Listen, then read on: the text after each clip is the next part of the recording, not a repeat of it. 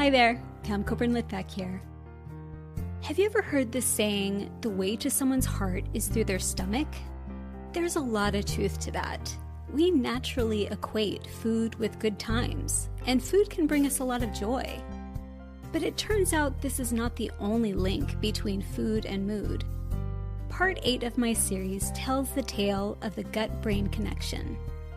The brain and the gut talk to each other and can influence each other's actions. The brain affects our appetite, how we digest our food, and how nutrients get delivered. The gut can change brain chemistry, which can then affect our mood. What I haven't mentioned yet is there's something in the middle that helps these two talk to each other. Actually, a lot of some things. The trillions of microbes, like bacteria, that live in the gut. The average human has about 100 trillion of these tiny tenants, which means they outnumber our own body cells 10 to 1. The microbes talk to the brain, and the brain talks back. They use a complicated language of electrical signals, hormones, neurotransmitters, and immune chemicals called cytokines.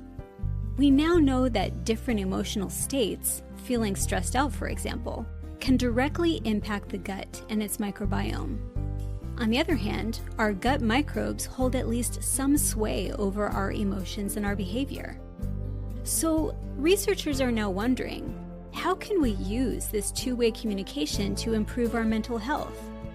Could we, for example, treat problems like depression or anxiety by manipulating the gut microbiome? The answer is probably. Now let me give you the slightly longer answer based on all the research that's been done so far. Let's break it down into 2 steps.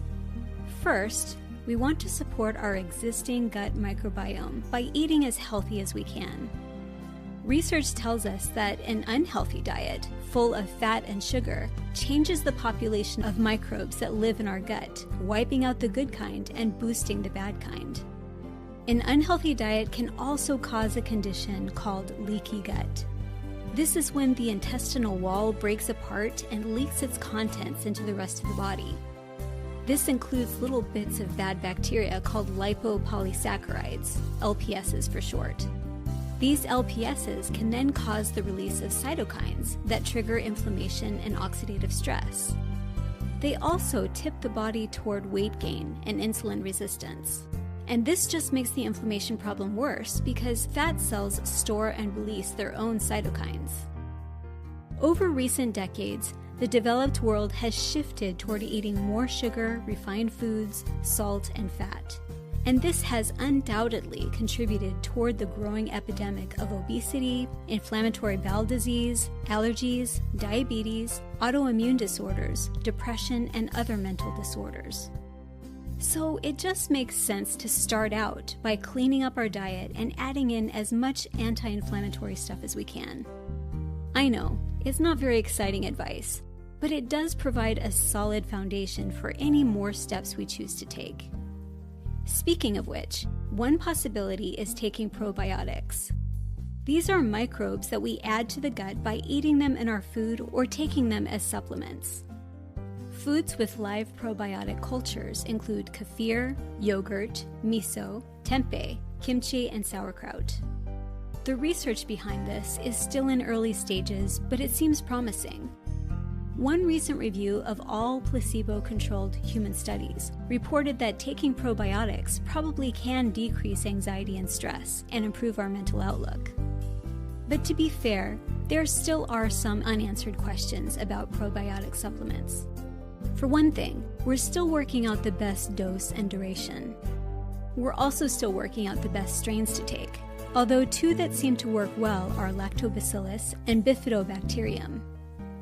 Another important question is, do probiotics cause side effects?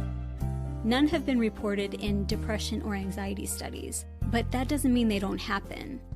Since probiotics do affect the immune system, you and I should proceed with caution if we have a weakened immune system or certain disorders like Crohn's disease.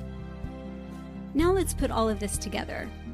We should always start by eating a healthy, anti-inflammatory diet. We can also feed the good microbes in our gut by giving them plenty of the fiber-rich food they love, like onions, garlic, oats, and bananas. These foods are called prebiotics. Talk to your doctor if you're thinking about taking probiotics. They may help, and they probably won't hurt unless you have a compromised immune system or an underlying illness. Please like and share this content, and take a few seconds right now to subscribe. Thanks so much.